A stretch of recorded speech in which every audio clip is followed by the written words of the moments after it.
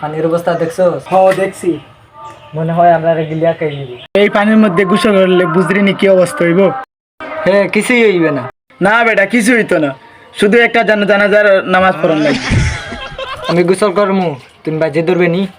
বাজি ধর্মু, তোমার এলাকাবাসীর কাছে আর আত্মীয় স্বজনের কাছে মাপ চাইয়া আইতে হইব। কি তার লাগি? তুই কান্তনে গোসল করে উঠতে পারবি? ইন্তনে গোসল করিয়া তোমার শেষ গোসল করিয়া তোমার জানাজার নামাজ পড়াইয়া মাটি দেওয়া লাগবে। এটা তোর চিন্তা করা লাগতো না।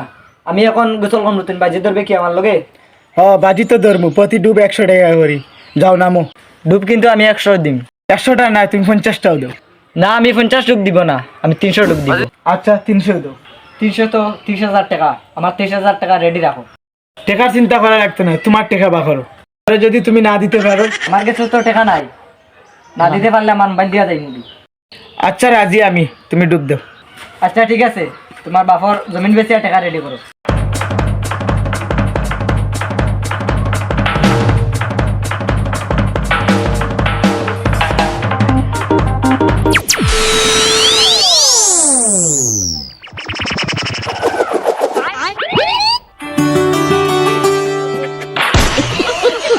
মোবাইল গেলে মোবাইল পাওয়া যাইব, কিন্তু জীবন গেলে জীবন পাওয়া যাইতো না।